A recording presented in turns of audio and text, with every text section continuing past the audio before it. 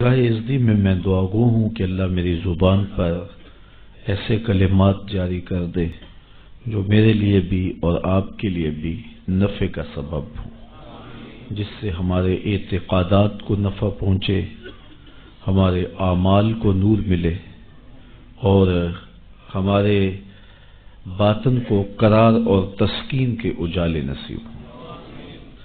حضور کا ذکر کرنے اور سننے کے لیے ہم جمع ہوئے ہیں، اور یقیناً ہمارا اس مقصد کے لیے جمع ہونا اللہ اور اس کے رسول کی بارگاہ میں امید ہے کہ قبول ہوگا، چونکہ ایسی مجالس، ایسی محافل، ایسی خوبصورت مجالس نور بارگاہ ازدی میں مستجاب ہوتی۔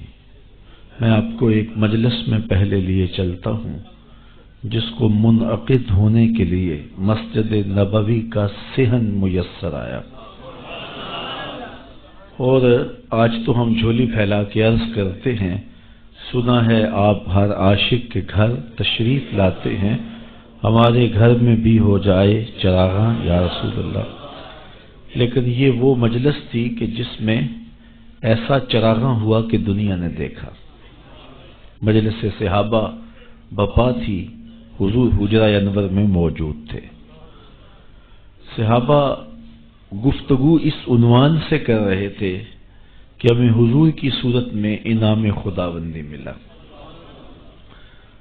یار جلسہ اچھا ہو جائے اور کوئی خطیب اچھا بیان کرے اور کوئی نعت پڑھنے والا خوبصورت انداز میں ثناخوانی کرے تو مہینوں تک اس کے تذکرے چلتے ہیں کہ یار ہمیں اچھا خطیب مل گیا، ہمارے جلسے کی کیسی رونق لگی، ہمیں اچھا نعت خواں مل گیا کہ کیسا رنگ بنا۔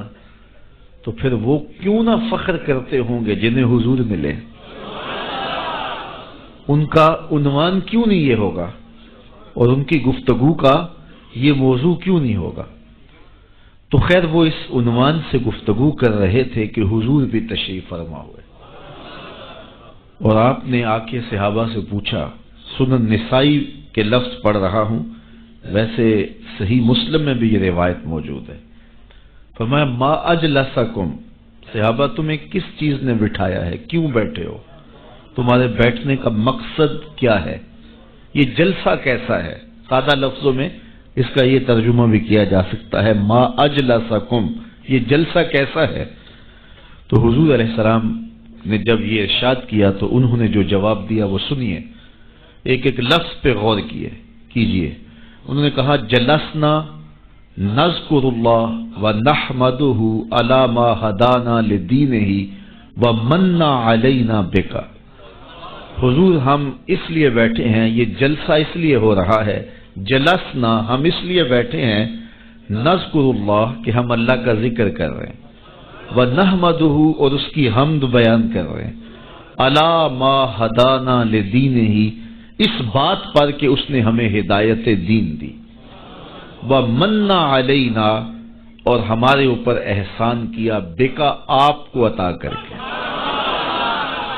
آپ مل گئے اس لیے ہم اس نعمت پر اور آپ کی وجہ سے دین ملا، اس نعمت پر رب کا شکرانہ ادا کرنے کے لیے بیٹھے۔ اگر حضرت حسان بن ثابت رضی اللہ تعالی عنہ کی الگ سے بولی سننا چاہو تو ان کے لفظوں کی ترتیب یہ ہے، منا علینا ربنا اذ بعث فینا محمد صلی اللہ علیہ وسلم، ہمارے رب نے ہمارے اوپر احسان کیا کہ ہمیں محمد عربی عطا کر دیا۔ شاید اسی کا ترجمہ کسی نے کیا، فضل رب العلا اور کیا چاہیے، مل گئے مصطفیٰ اور کیا چاہیے۔ تو کہا ہم اس لیے بیٹھے، ہمارا جلسہ اس لیے ہے، جلسنا نذکر اللہ ونحمدہ علی ما ہدانا لدینہ ومن علینا بک، آپ کی صورت میں ہمارے اوپر جو انعام ہوا اور ہدایت دین ملی، اس پر رب کا شکریہ ادا کرنے کے لیے یہ مجلس بپا کیے ہوئے۔ یہ صحابہ نے جواباً عرض کیا، بات تو سادہ سی تھی، کوئی آپ سے پوچھے کیوں بیٹھے ہو تو آپ کہیں گے محفل میلاد میں بات ختم ہو جائے گی۔ حضور نے صحابہ سے پوچھا قسم دے سکتے ہو اسی لیے بیٹھے ہو؟ تو بظاہر تو محلے قسم لگ نہیں رہا تھا، تو انہیں حیرت تو ہوئی ہوگی لیکن انہوں نے برجستہ عرض کی حضور ہم حلف اٹھاتے ہیں کہ ہم اسی لیے بیٹھے ہیں۔ حضور نے باقاعدہ ان سے قسم لی اور انہوں نے باقاعدہ قسم دی۔ انہوں نے کہا جی ہم حلف دیتے، حضور نے فرمایا دو پھر، تو انہوں نے باقاعدہ قسم دی۔ حضور نے قسم جب ان سے لے لی تو ظاہر سب کے چہروں پہ حیرت اور استعجاب کی کیفیت تو تھی کہ یہ موقع بظاہر قسم کا تو نہیں ہے۔ پوچھا گیا کیوں بیٹھے ہو؟ ہم کہتے ہیں اللہ کا ذکر کرنے بیٹھے ہیں، اللہ نے آپ عطا کیے، اللہ نے ہدایت دین دی، اس پر اس کا شکرانہ ادا کرنے کے لیے بیٹھے ہیں۔ بات تو ختم ہو جانی چاہیے تھی، لیکن حضور نے قسم مانگ لی، صحابہ نے باقاعدہ قسم دی۔ جب قسم لے لی تو پھر ان کے چہروں پر حیرت تو تھی، اس حیرت کو دور کرنے کے لیے فرمایا اے صحابہ میں تم سے جو قسم لی ہے یہ کسی تہمت کی بنیاد پر نہیں لی، تمہارے قول کی صداقت پر مجھے کوئی شک نہیں گزرا تھا کہ میں نے قسم سے تصدیق چاہی ہو، جو تم نے کہا مجھے پہلے اس کا یقین تھا، لیکن اس کے باوجود میں نے قسم لی۔ کیوں لی یہ سن لو میں نے کیوں لی۔ فرمایا تم یہاں بیٹھے تھے، میں حجرے میں تھا، اتانی جبریل علیہ السلام، میرے پاس جبریل امین حاضر خدمت ہوئے، فاخبرنی ان اللہ یباہی بکم الملائکہ، تو مجھے جبریل نے خبر دی محبوب ذرا باہر تو نکل کے دیکھو، تمہارے صحابہ کے اس عمل پر اللہ فرشتوں میں ناز کر رہا ہے۔ اب صحابہ کا عمل کون سا تھا جس پہ رب بھی ناز کر رہا ہے؟ ملائے اعلیٰ میں ناز فرما رہا ہے فرشتوں میں کہ دیکھو میں نے نعمت دی تھی، کیسے شکر گزار نکلے کہ اب تک اس کا شکریہ ادا کر رہے ہیں۔ تو کہا تمہارے عمل پر اللہ فرشتوں میں ناز فرما رہا ہے۔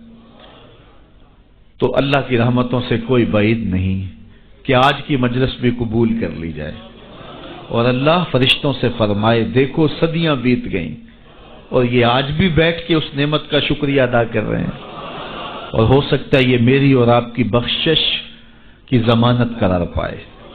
اس لیے آپ یہاں آئے ہیں، بیٹھے ہیں، درود و سلام کے ماحول میں بیٹھے ہیں۔ ابھی آپ نے شاہ صاحب سے حضور کی مدحت کے پھول لیے ہیں، آپ کے مشام ہستی معطر ہوئے ہیں اور سر شام سے ذکر کی کیفیت نور میں ہیں، اور اللہ نے چاہا تو تھوڑی دیر تک مزید اس کیفیت محبت میں گزریں گے، اور پھر حضور کی بارگاہ میں دست بستہ سلام ہوگا، پھر دعا کے لیے ہاتھ اٹھیں گے۔ تو یہ کتنے حسین لمحے گزریں گے ہمارے، اور یہ کتنی خوش نصیب گھڑیاں ہیں جو ذکر رسول میں بسر ہو جائیں۔ تو خوش نصیبی ہے میری اور آپ کی کہ آج ہم محفل میلاد میں بیٹھے اور حضور کی صورت میں اللہ نے جو اس پر شکریہ ادا کرنے کے لیے بیٹھے۔ اگرچہ حق کے شکر ادا نہیں ہو سکتا، ساری زندگی بھی حق کے شکر ادا کرنے کے لیے پیشانی سجدہ میں رکھ کر کے اللہ کی تسبیح بولتے رہیں، لیکن اس نعمت کا شکر پھر بھی ادا نہ ہو پائے۔ اتنا بڑا کرم حضور کی صورت میں ہمیں نصیب ہوا ہے۔ میں نے کتب میں پڑھا ہے 12 نبیوں نے آرزو کی ہے حضور کی امت میں ہونے کی، ہم نے تو کوئی آرزو بھی نہیں کی تھی، ہم نے تو کوئی تمنا بھی نہیں کی تھی، سوئے تھے بخت جاگ پڑے۔ ہمارے والد گرامی مسجد سے مولانا کو بلا لائے، انہوں نے کان میں آ کے کہا مبارک ہو تو حضور کا غلام بن کے آ رہا۔ تو یہ کتنی خوش نصیبی ہے ہماری، آرزویں کی گئی، تمنائیں کی گئی۔ انبیاء علیہ السلام نے ہاتھ پھیلا پھیلا کے اللہ کی بارگاہ میں دعائیں کی، نبی آنے والے کی خبر دیتے رہے۔ کسی نے کہا ربنا وابعث فیہم رسولا، مالک آنکھیں بوڑھی ہو گئیں اب بھیج بھی دے سے۔ کوئی بولا مبشرم برسول یاتی من بعد اسمہ احمد، چلو میں تمہیں پتہ بھی بتا دیتا ہوں، نام بھی بتا دیتا ہوں، اس کا نام احمد ہوگا۔ یہ حضرت عیسیٰ علیہ السلام نے کہا، آپ نے کہا اس کا نام بھی بتا دیتا ہوں آنے والا جس کے لیے زمانہ منتظر ہے، وہ جس کے ذکر پر داؤد نے نغمہ سرائی کی، وہ جس کے نام پر شاہ سلیمان نے گدائی کی، دل یحییٰ میں رہ گئے ارماں جس کی زیارت کے، لب عیسیٰ پہ آئے واز جس کی شان رحمت کے، جو بن کے روشنی پھر دیدائے یعقوب میں آیا، جسے یوسف نے اپنے حسن کی نئے رنگ میں پایا۔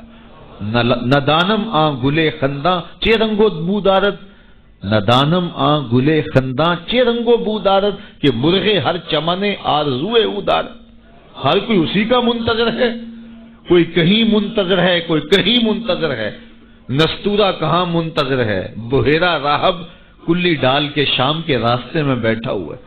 اس نے مذہب کی کتابوں میں پڑھا تھا کسی دن اس نے یہاں سے گزرنا ہے، وہی کلی جو ہے وہ ڈال کے بیٹھ گیا۔ وظیفہ کیا پڑھتا ہے؟ روزانہ صبح چھت پہ چڑھ جاتا ہے اور حجاز کی جانب سے آنے والے قافلے دیکھتا رہتا ہے۔ اللہ اکبر۔ اور شام کو جب اندھیرے گہرے ہو جاتے ہیں اور کلی کے اندر آ کے سو جاتا ہے، یہی وظیفہ کرتا ہے۔ شب ہجر کی سختیاں کوئی اس سے جا کے پوچھے، شب ہجر کی سختیاں کوئی اس سے جا کے پوچھے، تیری راہ تکتے تکتے جسے صبح ہو گئی ہے۔ تو شام سویرے اس کا وظیفہ یہی ہے۔ پھر ایک دن وہ مقصود بھی آ گیا، اللہ اکبر۔ اس نے پہچانا کیسے کہ اس قافلے میں وہ ہیں؟ مشکات اٹھائیے اور کتب حدیث اٹھائیے، تاریخ کی کتب اٹھائیے، سیر کی کتب اٹھائیے۔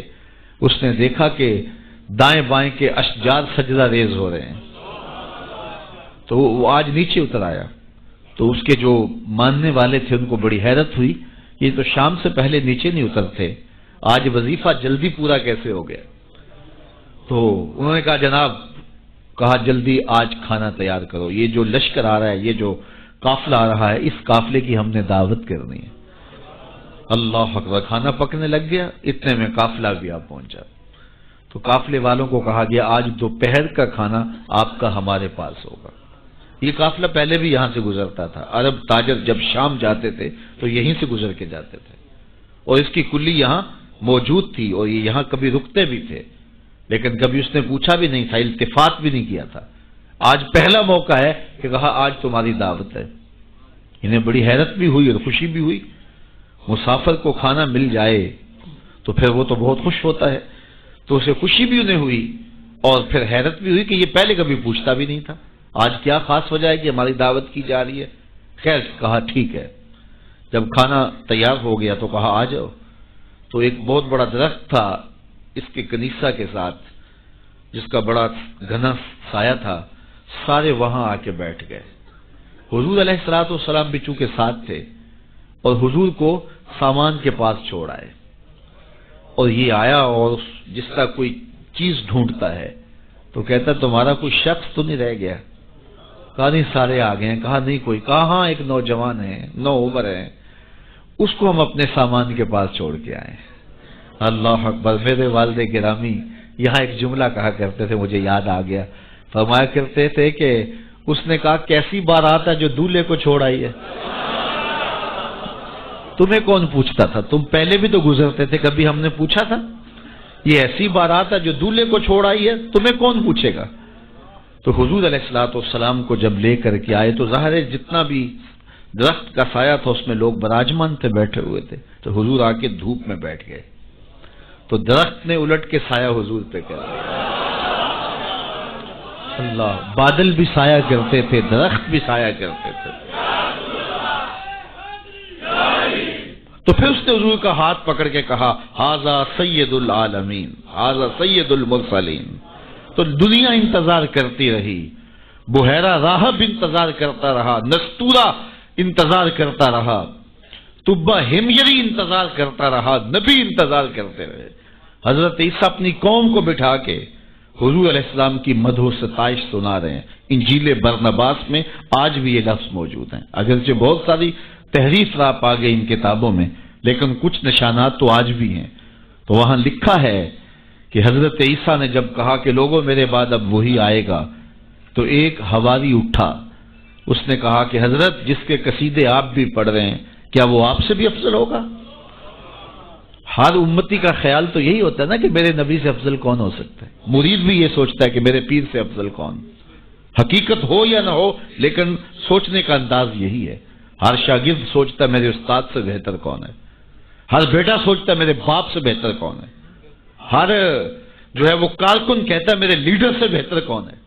یہ آج کل جو سیاسی کارکن ہیں اپنے لیڈروں کے بارے میں کتنے پر امید ہیں اور کتنی ان کی محبتیں ہیں، تو ظاہر ہے وہ لیڈر مانتے ہیں تو محبتیں ہیں۔ اور ہر امتی اپنے نبی کے بارے میں سوچتا ہے کہ میرے نبی سے بہتر کون ہو سکتا ہے۔ وہ تو بدبخت ہے جو نبی بھی مانے اور عیب بھی نکالے۔ محبوباں تے نکتہ چینی جڑا کرن تو باز نہیں آوندا، اصل منافق جانی اس نو او جھوٹے پیار جتاوندا۔ سانو دسیا عشق دے مفتی جڑا مڑ مڑ پیا فرماوندا آزم جتھے دل لگ جاوے اتھے عیب نظر نہیں آتا، ہو بھی تو نظر نہیں آتا، ہو بھی تو نظر نہیں آتا، اور جہاں ہو ہی نہ، جہاں عیب ہو ہی نہ، وہ کمال حسن حضور ہے کہ گمان نقص جہاں نہیں۔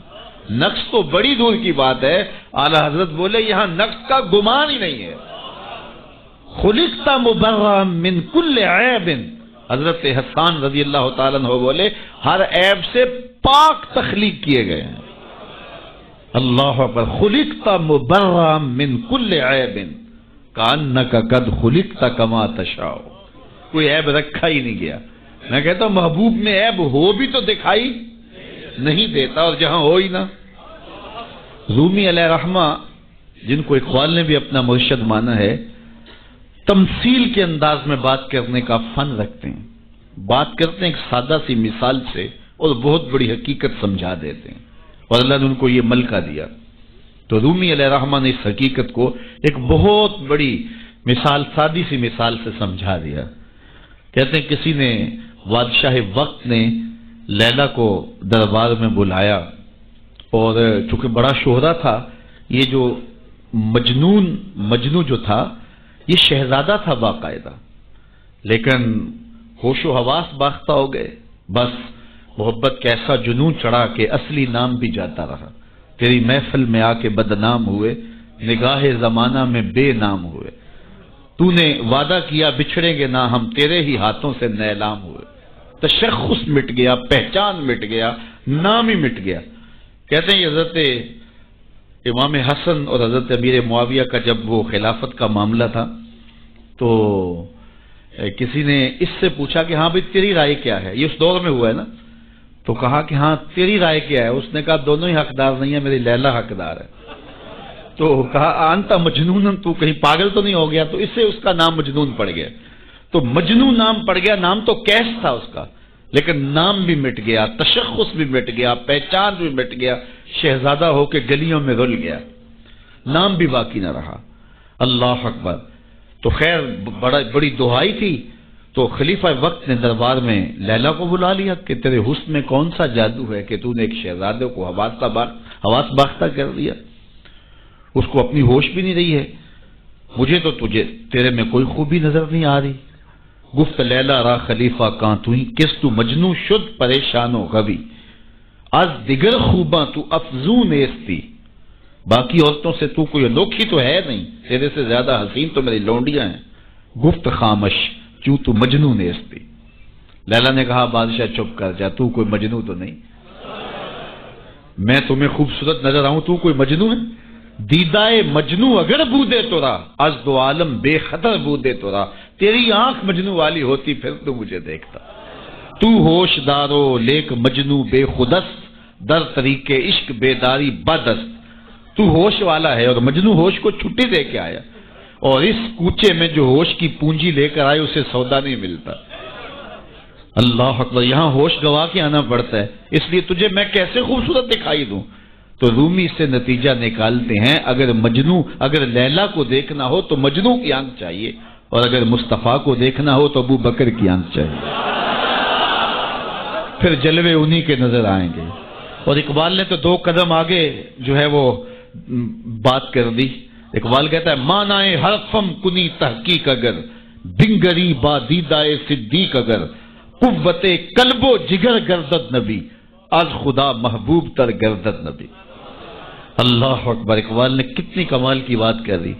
کہا کہ اگر میں تحقیقی بات کروں، معنی حرفم، اللہ اکبر، میں اگر اپنے معنی حرف کی تحقیق اور جستجو کے دائرے میں آ کے بات کروں اور پھر صدیق اکبر کی آنکھ سے دیکھوں تو میں جدھر دیکھوں جلوے محبوب کے دکھائی دیں۔ اور اگلی بات کر دی، اور اس کی مجھے تشریح کرنی پڑے گی اگر جو ہے وہ اس کا میں ترجمہ کروں، از خدا محبوب تر گردد نبی۔ اقبال کہتے ہیں کہ خدا سے بھی نبی محبوب لگنے لگ جاتے ہیں، تو اس کا کیا معنی ہے؟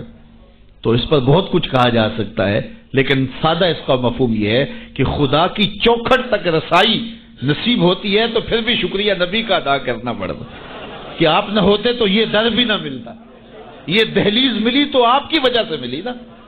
اسی لیے سجدہ کر کے، رکوع کر کے، قیام کر کے، سب کچھ کرنے کے بعد پھر ہاتھ باندھ کے کہا السلام علیکہ ایھا النبی، اے محبوب تمہارے اوپر سلام ہو جس نے مالک کی دہلیز دکھائی، جنہوں نے مالک کی چوکھٹ دکھلائی، ورنہ آج بھی اندھیروں میں بھٹک رہے ہوتے اگر آپ تشریف فرما نہ ہوتے۔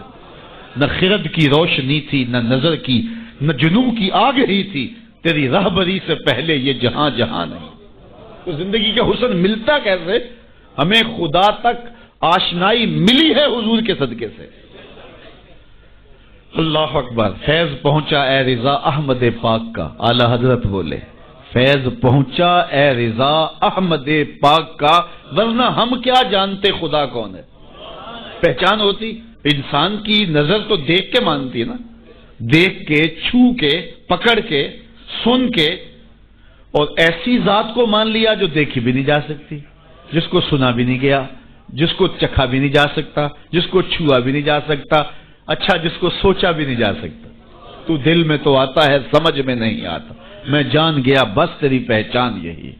ایک ایسی ذات پر کہ جو فہم و ادراک کی حدود سے بھی ورا ہو، عقل و خرد سے بھی بالا ہو، سمجھ سے بھی اونچی ہو، اور کوئی مثل بھی نہ دی جا سکے، مثال بھی نہ دی جا سکے۔ کوئی مثل ہو تو مثال دیں، لیسا کمثلہ شیء، اس کی مثل تو کوئی چیز ہی نہیں ہے، تو کیسے مثال دیں؟ تو پھر سمجھیں کیسے؟ سمجھ سے بھی بڑا ہے۔ بلکہ علم کلام کے لوگوں نے کہا جو چیز سمجھ میں آ جائے اس کی بھی نفی کر دو، وہ خدا نہیں ہو سکتا۔ سمجھ سے بھی بڑا ہے، پھر مان کیسے لیں؟ اللہ اکبر، انسان کی تو عادت ہے کہ وہ دیکھ کے مانتا ہے۔ قوم موسیٰ نے کہا نا لن نؤمن لک حتی نری اللہ جہرا، ہم دیکھیں گے تو مانیں گے، دیکھیں گے تو نہیں مانیں گے۔ تو انسان کی عادت، اقبال نے بھی کہا خو گرے پے کرے محسوس تھی انسان کی نظر، بن دیکھے خدا کو پھر کوئی مانتا کیوں کر۔ انسان کی نظر محسوسات کی عادی ہے، دیکھتا ہے تو پھر مانتا ہے۔ اور میں اور آپ تو 1400 صدیوں کے فاصلے پہ ہیں نا، اور کتنے گناہگار بھی ہیں، لیکن رمضان کا مہینہ ہوتا ہے، کڑکتی گرمی ہوتی ہے، شدت کی پیاس، زبان کانٹا، ہونٹ خشک اور حلق بھی خشک، ٹھنڈا پانی دستیاب، دروازہ بند، کوئی دیکھنے والا نہیں ہے، لیکن وضو بھی احتیاط سے کرتے ہیں، کوئی حلق سے نیچے قطرہ ٹپک نہ جائے، کیوں میرا اللہ دیکھ رہا ہے۔ ایسی ذات پر اتنا پختہ یقین، اور اتنی صدیوں کے فاصلے پہ کھڑے ہیں پھر بھی اتنا پختہ یقین۔ یہ پختہ یقین ملا کیسے؟ محمد عربی کی چوکھٹ سے ملا ہے۔ اگر وہ نہ ہوتے تو کیسے اس ذات کو ہم مان لیتے؟ ہم وہاں تک پہنچتے کیسے؟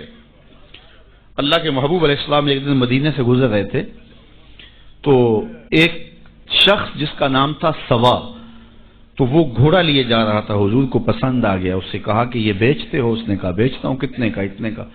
کہا کہ رکو میں اس کی قیمت لے کے آیا اور تمہیں دیتا ہوں۔ گھوڑا چونکہ پسند آ گیا تھا حضور کو، تو آقا قیمت لینے گئے تو کسی نے اس کو رکے ہوئے دیکھا تو پوچھا یہاں کیوں کھڑے ہو؟ اس نے کہا مسلمانوں کے نبی سے اس گھوڑے کا سودا ہو گیا ہے تو وہ قیمت لینے گئے۔ اس نے کہا مجھے زیادہ پیسوں سے دے دو، تو اس نے کہا میں تو یاد سودا کر چکا ہوں۔ اس نے کہا کہ کوئی گواہ تھا؟ کہا نہیں۔ کہا مکر جانا۔ اس کو پیسوں کی لالچ آ گئی، اس نے کہا ٹھیک ہے حضور، اتنے میں قیمت لے کے پہنچ گئے۔ تو اس نے کہا میں نے تو آپ سے سودا کوئی نہیں کیا۔ حضور نے کہا ابھی تو سودا ہوا ہے۔ وہ کہنے لگا میں نے سودا کوئی نہیں کیا۔ لوگ بھی اکٹھے ہونے لگے، ہجوم بن گیا۔ اب حضور کہے میں نے گھوڑا خریدا ہے، وہ کہے میں نے بیچا نہیں۔ اب جب لوگوں کا ہجوم بنا تو لوگوں کے ہجوم کا بھی ایک پریشر ہوتا ہے، تو اس نے کہا کہ اگر بات لوگوں پہ چلی گئی تو صادق بھی یہ ہیں، امین بھی یہ ہیں، تو لوگ تو انہیں سچا کہیں گے۔ اس نے کہا اچھا مجھے یہ بتائیں کہ جب دو آدمیوں کے مابین یوں نزاع بن جائے تو اس میں تصفیہ کی صورت کیا ہوتی ہے آپ کی شریعت میں؟ تو حضور نے فرمایا میری شریعت تو کہتی ہے کہ جو مدعی ہے وہ گواہ لائے، والیمین علی من انکر، جو انکار کرتا ہے وہ قسم دے دے۔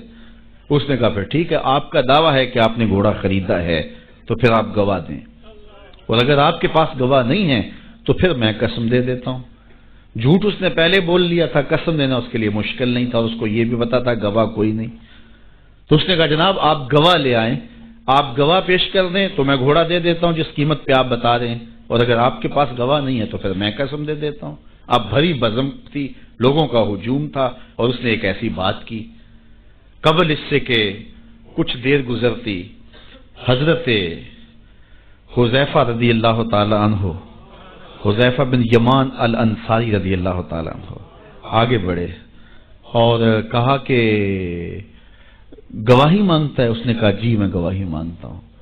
تو کہا میں گواہی دیتا ہوں، جتنے میں حضور نے بتایا اتنے میں سودا ہوا ہے اور حضور نے گھوڑا خریدا ہے۔ اس نے کہا جی ٹھیک ہے، مجھے پیسے مل گئے اور ٹھیک ہے، میرا مطالبہ پورا ہو گیا، گواہی چاہیے تھی، درکار تھی گواہی مل گئی۔ تو اس نے گھوڑا دے دیا اور قیمت اس نے لے لی۔ قیمت اس نے اپنی مرضی کی گھوڑے کے مطابق ہی لی تھی، وہ تو زیادہ پیسوں کے لالچ میں مکرا تھا۔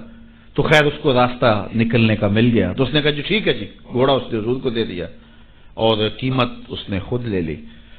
تو حضور علیہ الصلوۃ والسلام جب چلنے لگے، لوگ ہٹنے لگے، تو حضور نے حضرت حذیفہ رضی اللہ تعالیٰ عنہ کو اشارے سے قریب کیا اور کہا کہ تم نے گواہی دی، تم تو موقع پہ موجود ہی نہیں تھے، تو تم نے گواہی کیسے دی؟ تو حضرت حذیفہ رضی اللہ تعالیٰ عنہ نے کہا حضور گھوڑا کیا ہے، آپ کے کہنے پہ تو ہم نے رب کی گواہی دے دی، ہم نے رب کو دیکھا تھا، آپ نے کہا نہ ہے تو ہم نے مان لیا، تو یہ گھوڑا کیا ہوتا ہے؟ تو حضور نے آپ حضرت حذیفہ کا ہاتھ پکڑ کے فضا میں بلند کیا اور لوگوں کو کہا جانے والوں رک جاؤ۔ لوگ ٹھہر گئے، کہا کسی عدالت کو کچہری میں گواہ کی ضرورت ہو تو میری شریعت 2 گواہ مانگتی ہے، لیکن جہاں میرا خزیمہ ہوگا، ہاں حذیفہ نہیں، خزیمہ بن ثابت انصاری رضی اللہ، جہاں میرا خزیمہ ہوگا وہاں ایک کی گواہی 2 کے قائم مقام ہوگا۔ فیض پہنچا اے رضا احمد پاک کا، ورنہ ہم کیا جانتے خدا کون ہے۔ میں اگر خدا سے ملنا چاہوں تو مجھے بتاؤ نہ کہ میں کدھر جاؤں، شرق کو جاؤں، غرب کو جاؤں، شمال کو جاؤں، جنوب کو جاؤں، نیچے سوراخ کروں، اوپر سیڑھی لگاؤں، کدھر جاؤں؟ میں آپ سے ملنا چاہتا ہوں تو میں شرق کی جانب سفر کروں گا، آپ مجھ سے ملنا چاہتے ہیں تو غرب کی جانب دوڑیں گے، لیکن میں خدا سے ملنا چاہتا ہوں، وہ تو جہتوں سے پاک ہے، وہ تو سمتوں سے پاک ہے، تو اس کو ملنا چاہوں تو بتاؤ کدھر جاؤں؟ اللہ اکبر۔ آئیے ذرا قرآن کا اسلوب دیکھیے، وَإِذَا سَأَلَكَ عِبَادِي أَنِّي فَإِنِّي قَرِيبٌ۔ حبیب میرے بندے تیرے پاس آ کے میرا پوچھتے ہیں، بندے میرے ہیں، مجھے ڈھونڈتے ڈھونڈتے تیرے پاس آ گئے اور تیرے پاس آ کے پھر میرا پوچھنے لگے۔ فَإِنِّي قَرِيبٌ، ان آنے والوں کو بتلا دیجئے کہ میں دور نہیں ہوں، نیڑے ہی ہوں۔ فا تاقیبیہ کے بعد علماء تفسیر نے لکھا کہ کل مقدر ہے، یہاں کل ماننا پڑے گا، فَإِنِّي قَرِيبٌ اے فَقُلْ إِنِّي قَرِيبٌ، ان کو کہہ دیجئے کہ وہ دور نہیں، آگے ہو تو مل جائے گا۔ یہ ہے ترجمہ کل کے مقدر ماننے سے، لیکن صوفیہ فرماتے ہیں کل کو مقدر ماننے کی ضرورت ہی کیا ہے، بات ہی سیدھی ہے۔ حبیب میرے بندے مجھے ڈھونڈتے ڈھونڈتے تیرے تک آ گئے، تو محبوب جب تیرے تک آ گئے میں پھر بھی دور ہوں۔ میرے بندے جب مجھے ڈھونڈتے ڈھونڈتے تیرے تک جو آ گئے ہیں تو محبوب تیرے تک آگے ہیں تو میرے تک آگے، یہ تیرے پاس آ کے پھر میرا پوچھ رہے ہیں۔ خضر بتلائے تو کیوں کر بتلائے، اگر ماہی پوچھے کہ دریا کہاں ہے، اگر مچھلی چھلانگ لگا کے غوطے کھا کے پھر پوچھے کہ دریا کدھر ہے تو خضر کیا بتائیں گے اسے؟ محبوب تیری گلی میں آ کے میرا پوچھتے ہیں، جو تیرے پاس آ گئے وہ میرے پاس آ گئے، کیونکہ تیرے تک پہنچنا ہی تو میرے تک پہنچنا ہے۔ اور میرے امام پھر بولے بخدا خدا کا یہی ہے در، نہیں اور کوئی مفر مکر، جو وہاں ہو یہیں آ کے ہو، جو یہاں نہیں وہ وہاں نہیں، وہی لا مکان کے مکی ہوئے، سر عرش تخت نشیں ہوئے، یہ نبی ہیں جس کے ہیں وہ مکان، وہ خدا ہے جس کا مکان نہیں۔ تو کہا اگر خدا تک پہنچنا ہے تو مصطفیٰ تک جانا ہوگا، بس یہی راستہ خدا تک پہنچتا ہے۔ اللہ اکبر۔ تو حضرت عیسیٰ علیہ السلام نے فرمایا لوگوں میں جا رہا ہوں اور میرے بعد اب وہی آئے گا جس کا نام احمد ہوگا۔ تو ایک حواری اٹھ کے کھڑا ہو گیا اور کہنے لگا کہ حضرت جس کے قصیدے آپ بھی پڑھ رہے ہیں کیا وہ آپ سے بھی افضل ہوگا؟ تو سنو حضرت عیسیٰ نے کیا جواب دیا، آپ کے سینے میں ٹھنڈ پڑ جائے گی۔ ویسے تھوڑی سی تقریر میں اور کروں گا لیکن میں یہی بھی چھوڑ دوں تو آپ ناراض نہیں ہوں گے، اس لیے کہ بات اتنی ہے کہ پورا سال آپ پر نشہ طاری رہے گا۔ اللہ اکبر۔ کہا حضرت جس کے قصیدے آپ بھی پڑھ رہے ہیں کیا آپ سے بھی افضل ہوگا؟ تو سنو حضرت عیسیٰ نے کیا جواب دیا. انجیل برنباس میں آج بھی یہ لفظ موجود ہیں. تو حضرت عیسیٰ علیہ السلام نے کہا افضل ہونے کی بات کرتے ہو، وہ تو اتنی عظمتوں کا حامل ہے، اگر اس کے نالین کے تسمے کھولنے کی سعادت ابن مریم کو مل جائے تو یہ بھی مقدر کی بات ہے، یہ بھی بخت کی بات ہے کہ ان کے نالین کے تسمے کھولنے کی سعادت مل جائے. تو دنیا منتظر رہی، زمانہ انتظار کرتا رہا. تو لوگ کہاں کہاں منتظر رہے، ہم نے کوئی انتظار نہیں کیا. آنکھ کھلی تھی تو مسجد کے سپیکروں سے آواز آ رہی تھی مصطفیٰ جان رحمت پہ لاکھوں سلام.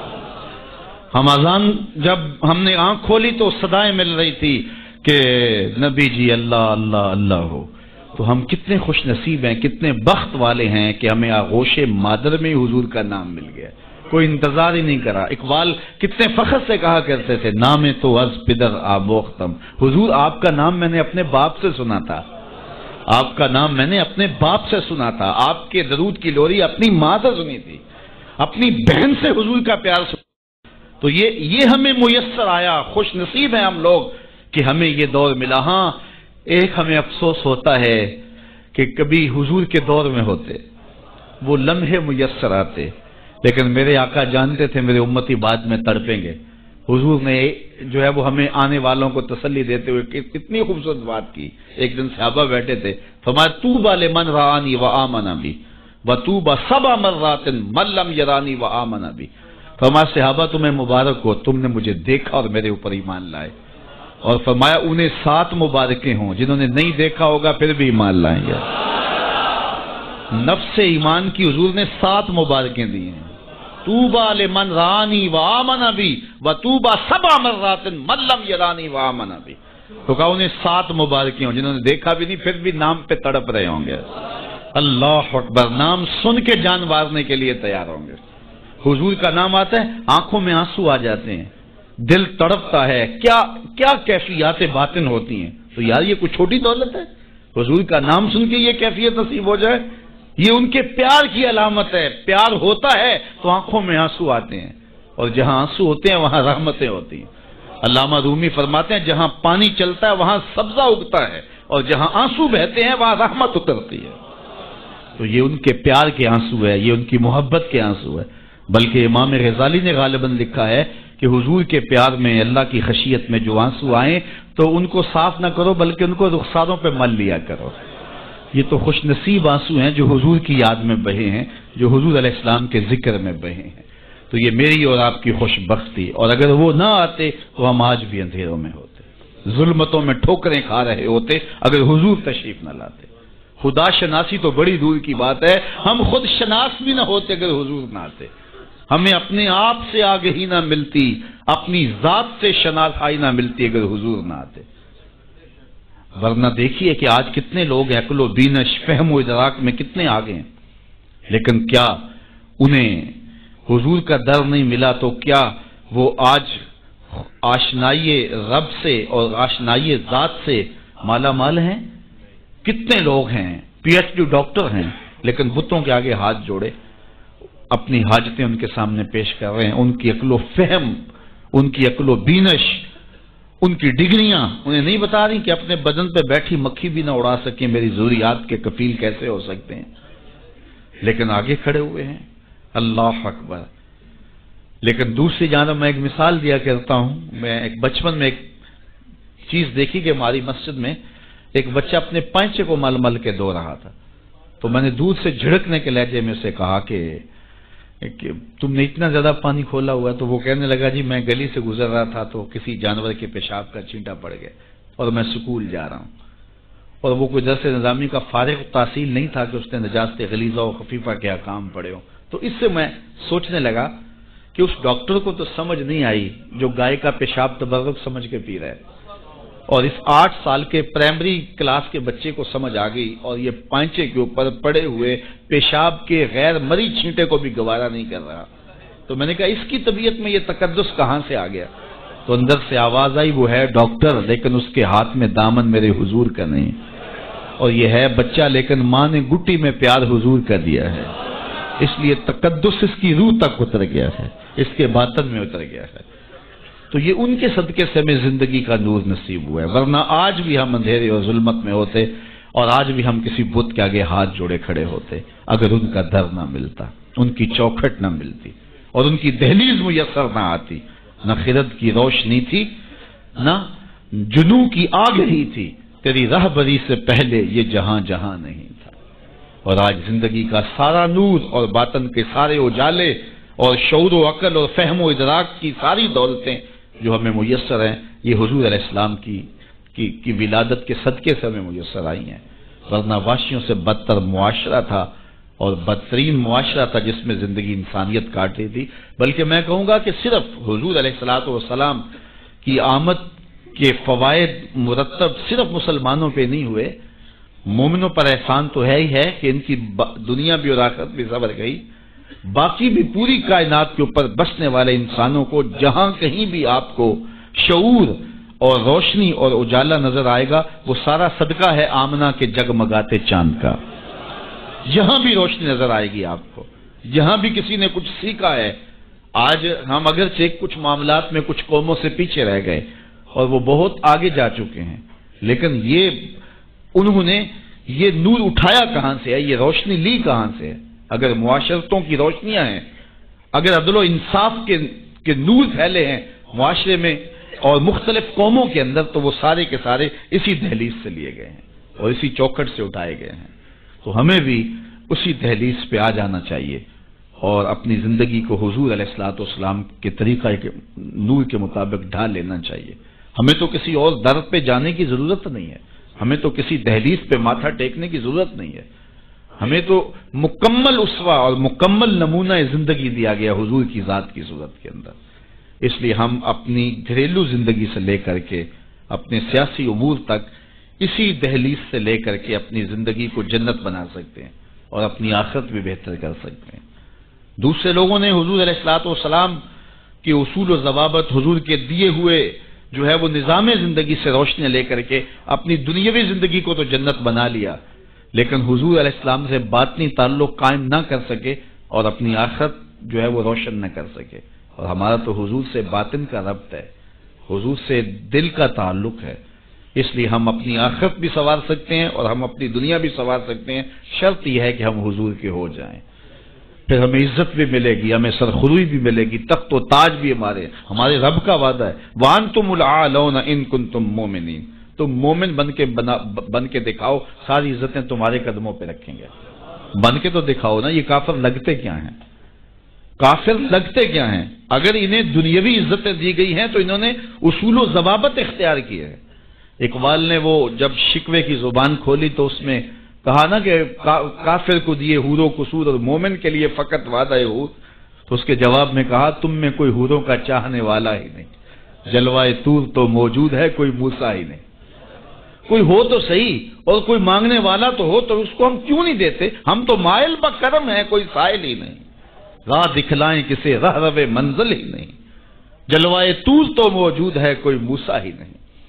تو وہ آج بھی وہ انوار برسنے کے لیے جو ہے وہ آمادہ ہیں، لیکن اس دہلیز پہ آ جائیں. ہم نے اپنے آقا و مولا کے ساتھ اپنا باطنی تعلق تو قائم کیا ہے، لیکن ہماری زندگی کی ترجیحات کچھ اور ہو گئی، اور جس کے نتیجے کے اندر آج ہم دنیا سے جو ہے وہ کٹ گئے اور آج رسوائیوں اور ذلتوں میں اپنی زندگی بسر کر رہے ہیں. اقبال علیہ رحمہ نے جب شکوے کا لہجہ اختیار کیا تو فتویٰ بھی متوجہ ہوا اور بہت سخت لہجہ تھا، لیکن جواب آتے ہی سارا نشہ اتر جاتا ہے.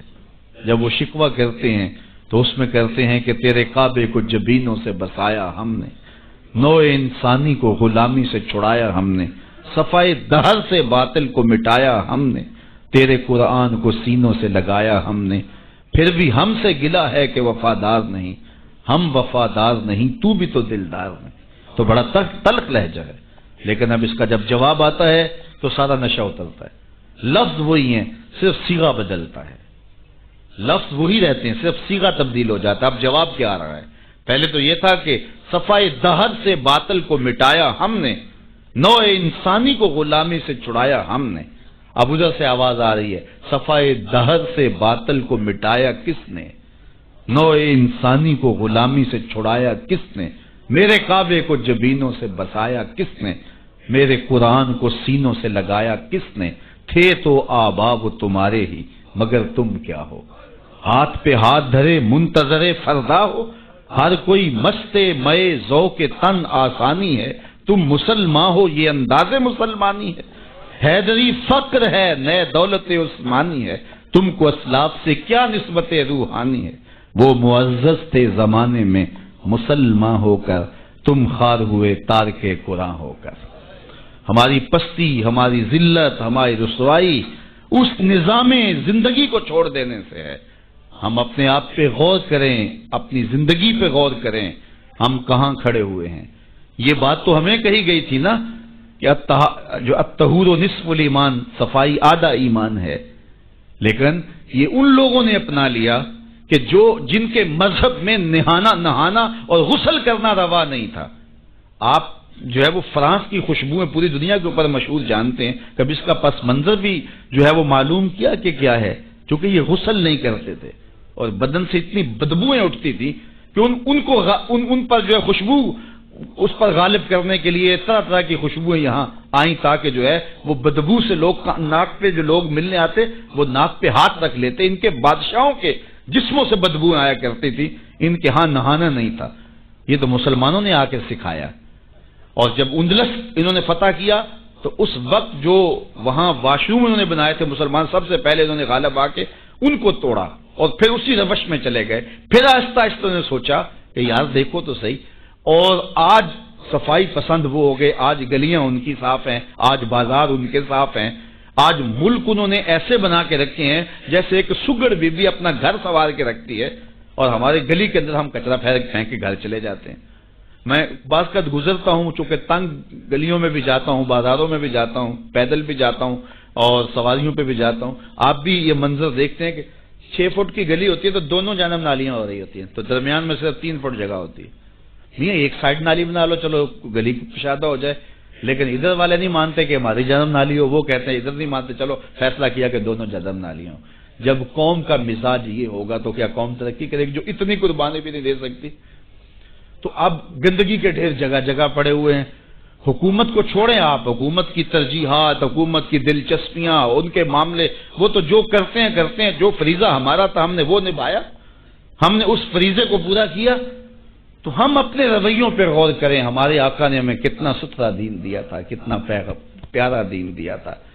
میں نے اس مرتبہ میلاد کے موقع پہ کہا کہ دیکھو ہماری ترجیحات کہ ہم نے پورا، میں گلی سے گزرا تو وہ گلی کے اوپر پورا وہ گوٹا کناری کی ہوئی تھی اور ڈنڈیاں بھی اور چراغاں بھی کیا تھا اور بہت زیادہ پیسے لگے ہوئے ہوں گے، تو نیچے جو ہے وہ گلی تو وہ کچی تھی، تو میں نے کہا اگر یہ اوپر نہ ہوتا، نیچے کنکریٹ کی گلی ان پیسوں سے بن جاتی تو یہ رسول اللہ زیادہ خوش نہ ہوتے اور حضور کی امت کو زیادہ نفع نہ ہوتا اور یہ میلاد کے نام پہ ہو جاتا، لیکن نیچے کچی گلی ہے اور وہ کہتے ہیں یہ حکومت کی ذمہ داری ہے، اور ہم نے اوپر گلی کے اوپر گوٹا کناری بھی کی ہوئی ہے اور چراغاں بھی کیا ہوا ہے اور اس کے اوپر فانوس بھی لٹکائے ہوئے ہیں اور لاکھوں روپے اس گلی کو سجاتے ہوئے ہم نے لگا دیا، لیکن اگر ہم پکی کر لیتے گلی تو وہ زیادہ اچھا نہ تھا کہ وہ ہمیشہ کے لیے جو ہے وہ ایک مسئلہ ختم ہو جاتا، لیکن وہ نہیں کریں گے، یہ کریں گے ہم نے اپنی ترجیحات اپنی مرضی سے مقرر کی ہوئی ہیں۔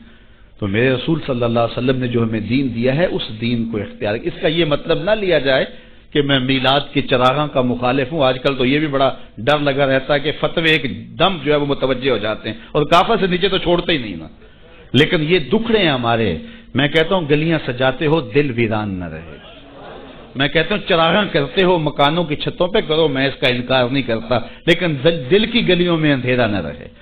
اور تم جھنڈیاں لگاتے ہو حضور کے نام کی، ایک ایک پرت پہ، دل کے ایک ایک پرت پہ نام محمد کی جھنڈی بھی لگاؤ۔ اور میں نے الحمدللہ جگہ جگہ میلاد کے موسم میں اس مرتبہ توجہ دلائی کہ آپ اس طرح کریں کہ اپنے محلے کے اندر فہرست بنائیں، اپنی گلی کے اندر فہرست بنائیں۔ اللہ تعالیٰ نے یہ نظام رکھا ہوا ہے، غربت کے زمانے کے اندر بھی ایسا ہوتا ہے کہ ایک گلی کے اندر 20 یا 25 گھر ہیں تو 1-2 گھر والوں کو اللہ تعالیٰ نے مال و دولت سے فرازہ جو ہے وہ مالا مال کیا ہوتا ہے، باقی جو ہے وہ پوری گلی کے لوگ غریب ہو سکتے ہیں، لیکن کوئی ایک آدھ آدمی اللہ تعالیٰ وہاں بھی رکھا ہوتا ہے۔ ایک پورا گاؤں ہے، دیہات ہے، اور بڑا غریب دیہات ہے، لیکن وہاں بھی کوئی 5 10 15 ذمہ دار ہوتے ہیں یا کچھ لوگ مالی طور پہ مستحکم ہوتے ہیں. یہ اللہ تعالیٰ نے نظام رکھا ہے. وہ جو 5 10 لوگ ایک بستی میں امیر ہیں، ایک گلی کے اندر 15 یا 20 گھر ہیں تو سارے غربا کے گھر ہیں، تو 2-3 گھر جو ہیں اللہ تعالیٰ نے ان کو نوازا ہوا ہے، تو وہ 2-3 گھر یا اس گاؤں کے اندر جو ہے وہ 10-12 لوگ وہ سوچیں کہ ہمیں سرخاب کے پر لگے ہیں کہ ہمیں دولت زیادہ دی گئی ہے. عقل و فہم کی وجہ سے بھی دولت زیادہ نہیں ہوتی. میاں صاحب فرماتے ہیں بے وقوفاں دے نوکر ویکھے دانش مند سیانے. ایسا بھی ہوتا ہے، یہ اللہ کی تقسیم ہے، وہ جس کو عطا کر دے. تو اب جس کو دولت زیادہ دی گئی ہے وہ سوچے کہ مجھے کیوں زیادہ دی گئی ہے. علماء نے کہا کہ جس کو کوئی زیادہ فراوانی دی گئی ہے اس کا جو ہے وہ مثال کے طور پہ وہ کہتے ہیں کہ جو گائے ہے اور بھینس ہے اس کا دودھ اس کے بچے کی ضرورت سے زیادہ ہوتا ہے تو باقیوں کے لیے بھی حلال قرار دیا گیا کہ وہ نفع پہنچائے. جس کو مال اس کی ضرورت سے زیادہ دیا گیا ہے تو وہ اس مال کے ذریعے اپنے کم از کم رشتہ داروں میں اور اپنے محلے میں اپنی گلی میں کم از کم دیکھے. اور میلاد کے موسم کے اندر وہ غور کرے کہ میری گلی میں 15 گھر ہیں، اس میں کوئی غریب ہے تو آج میلاد کے دن ایسا نہ ہو کہ آج بھی وہ غربت میں دن گزارے. اگر اس کو آپ 1 مہینے کا راشن دے دیتے ہیں اور ساتھ لکھ کے چٹ اس کے اندر ڈال دیتے ہیں میلاد مبارک، اور درود پڑھتا رہے گا اور حضور علیہ الصلوۃ والسلام کا صدقہ کھاتا رہے گا تو کتنا اچھا ہو. تو یہ وہ چیزیں ہیں جس کی طرف ہمیں توجہ کرنی چاہیے. اور میں سمجھتا ہوں کہ حضور علیہ السلام کی محبت سے معاشرے کے دکھ جو ہیں وہ سمیٹے جا سکتے ہیں. آقا کریم علیہ الصلوۃ والسلام نے محبت سے ہی معاشرت کو جو ہے وہ اپنے قریب کیا اور لوگ ایمان کی دولت سے مالا مال ہو گئے. وہ ایک بچہ آیا نا اپنی ماں کے لیے لباس لینے کے لیے، اور پہلے وہ گیا اپنے چچا کے پاس، اس کی ماں بیوہ تھی، اس کا لباس پھٹ گیا تھا اور وہ اپنے چچا کے پاس گیا تو اس نے دتکار دیا. اللہ اکبر. فذلک الذی یدعو الیتیم، یدعو الیتیم یہ قرآن نے بتایا ہے کہ یہ وہ بد نصیب لوگ ہیں جو یتیموں کو دھکے دیا کرتے ہیں. تو وہ ماں نے اس کو روکا تھا بیٹا نہ جانا، تاریخ خیرت پڑھیں. ماں نے کہا تھا بیٹا نہ جانا، لیکن اس نے کہا کہ تیرے بدن کے اوپر جو لباس ہے وہ بھی پھٹ گیا ہے اور جگہ جگہ سے جسم جھلک رہا ہے تو میں اپنے چچا سے آپ کے لیے لباس لے کے آتا ہوں. پھر جو رویہ اس نے اختیار کیا تو واپس روتا ہوا آ رہا تھا تو کسی نے راستے نے پوچھا کہ کیا ماجرا ہوا. اس نے کہا چچا کے پاس گیا تھا ماں کے لیے لباس لینے، اس نے تو لا کے بھیج دیا. اللہ اکبر. تو اس نے کہا کہ جا سین حرم میں محمد نام کا ایک شخص بیٹھا ہوا ہے، اگر تو اپنا دکھڑا اس کے سامنے پیش کرے تو وہ امید ہے تمہیں رد نہیں کریں گے، لیکن سن لے ان کا دین کوئی اور ہے.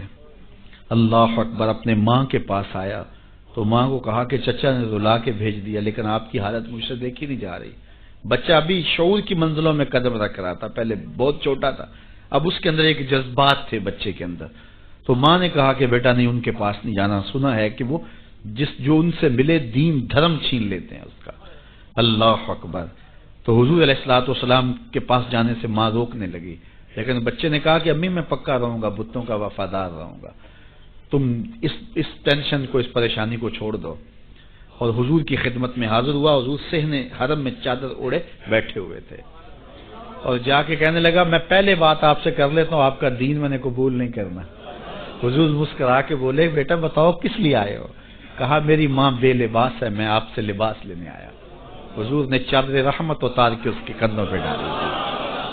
اللہ اکبر. وہ واپس آ گیا اور ماں پر حضور کی چادر اڑائی. اللہ اکبر. اور ماں نے کہا کہ بیٹے اس نے اپنا دین تو نہیں تجھے دیا؟ کہا نہ میں نے پہلے کہہ دیا تھا تیرے دین نہیں مانوں گا. ماں کہنے لگی پتر اس کا دین ماننا چاہیے، یہ جس نے رحمت کی چادر ہمارے سر پہ تان دی. اللہ اکبر. تیری تک کے ادامہ میں مرید ہو گئے. اس بوڑھی عورت کا قصہ بھی آپ نہیں بھول سکتے جو گھر کا سامان باندھ کے اپنے دروازے پہ بیٹھی ہوئی تھی اور اس نے سنا تھا مکے میں ایک جادوگر آیا ہے جسے ملتا ہے اس کا دین چھین لیتا ہے. اس نے سوچا ساری زندگی لات منات حبل عزا ان کے ساتھ وفا کی ہے، یعوق اور نصر کے قصیدے پڑھے ہیں، تو اب آخری زندگی میں کیا میں ود اور سوا کو چھوڑ دوں گی، میں یعوق اور نصر کو چھوڑ دوں گی، میں لات اور منات کو چھوڑ دوں گی. کہا کہ کہیں ایسا نہ ہو کہ کہیں اس سے ملاقات ہو جائے اور وہ دین ہی میرا چھین لے، مجھے شہر چھوڑ دینا چاہیے. گھر کے تھڑے کے اوپر سامان باندھ کے بیٹھی ہے. حضور بھی گزرے. اس نے دیکھا تو کہا بھتیجے یہ سامان میرے سر پہ رکھ دے. حضور نے سامان اٹھایا، دیکھا تو بوجھل تھا، غزنی تھا، اور بڑھیا کو دیکھا تو کمزور تھی. تو کہا کہ بڑھیا اگر چاہو تو جہاں چاہتی ہو میں خود نہ چھوڑا. اس نے کہا اس سے بڑی مہربانی کیا ہوگی، میں تو لا ولد ہوں، میری تو اولاد نہیں ہے، تو میں شہر چھوڑ کے جا رہی ہوں. راستے میں حضور نے سامان اٹھایا ہوا ہے اور بڑھیا سے باتیں بھی کرتے جا رہے ہیں. تو بڑھیا کو کہا کیوں جا رہی ہے؟ اس نے کہا کہ سنا ہے یہاں ایک جادوگر ہے جو لوگوں کا دھرم لوٹ لیتا ہے، لوگوں کا دین لوٹ لیتا ہے. میں نے ساری زندگی بتوں سے وفا کی ہے، میرے آباء و اجداد نے بتوں سے وفا کی ہے، میں چاہتی ہوں دین اجداد ہاتھ سے چھوٹ نہ جائیں. آخر اس شہر میں رہتی ہوں کہیں مل نہ جائے، تو میں چاہتی ہوں کہ میں شہر چھوڑ جاؤں. زندگی کی چند سانسیں باقی ہیں، میں وفا کے ساتھ تو گزاروں. غالب نے کہا تھا نا وفاداری بشرط استواری اصل ایمان ہے. اس پہ اختلاف بھی کیا جا سکتا ہے. مرے کعبے میں تو بت خانے میں گاڑو برہمن کو. وہ کہتا ہے چاہے بت سے وفاداری ہو، وفاداری تو اس نے کہا میں تو وفاداری کرنا چاہتی ہوں اپنے بتوں سے، اور میں شہر چھوڑ کے مکہ جا رہا ہوں. جانتی ہوں ام القریٰ ہے، بستیوں کی ماں ہے. اس شہر کو شہر جمال کہتے ہیں، شہر خوبہ ہے، لیکن میں اس شہر کو چھوڑ کے جا رہی ہوں. خیر حضور نے کچھ نہیں کہا، اس کا سامان نہیں پھینک دیا کہ ٹھیک ہے تم پھر جاؤ. سامان اس کا اٹھایا اور جہاں تک اس نے جانا تھا سامان پہنچایا. سامان سپرد کر کے واپس پلٹنے لگے. تو اس نے کہا بچے اپنا نام تو بتا دے، لوگ کہیں گے کہ مکہ چھوڑ آئی ہو تو بتاؤں گی ایک جادوگر کے دکھ سے چھوڑ آئی ہوں. تو وہ کتنا برا بھلا کہیں گے شہر مکہ کو کہ جس مکہ سے لوگ نقل مکانی کرنے پہ مجبور ہو گئے. تو میں انہیں یہ بھی بتاؤں گی کہ جس مکے میں جادوگر رہتا ہے اتنا اچھا نوجوان بھی رہتا ہے. تو تیرا نام لیا کروں گی، تیرے قصیدے پڑھا کروں گے. تو حضور علیہ السلام مسکرا پڑے، کہا بڑھیا جس جادوگر سے بھاگ کے آئی ہے وہ تیرے سامنے کھڑا. اس نے کہا سچ سے آپ ہی محمد ہیں؟ حضور نے فرمایا نام میرا یہی ہے. تو اس نے کہا پھر آپ کا جادو میرے پہ چل گیا ہے. اللہ اکبر، تیری تک کے ادامہ میں مرید ہو گئی. لوگوں کی خدمت کریں، بوڑھوں کے کام آئیں، دکھیوں کے کام آئیں، مصیبت زدہ کے کام آئیں. حضور یتیم ہو کے یتیم پرور تھے، لاچاروں کی مدد کرتے، لوگوں کے گھروں میں پانی بھر کے دے دیتے، اور دکھیوں کے کام آ جاتے اور مصیبت زدوں کے کام آ جاتے. تو حضور سے پیار کرنے والوں، امت میں آپس میں حسد نہ پھیلاؤ، بغض نہ کرو، نفرتوں کے پہاڑ جو کھڑے نہ کرو، ایک دوسرے سے پیار کرو، جڑو، امت وحدہ بنے، اور اپنے ماحول کو، اپنی معاشرت کو ایک خوبصورت معاشرت کا رنگ دو، اور اپنی زندگی کو حضور کے نام کر دو. حضور کی محبت تو انسانوں کو جوڑتی ہے.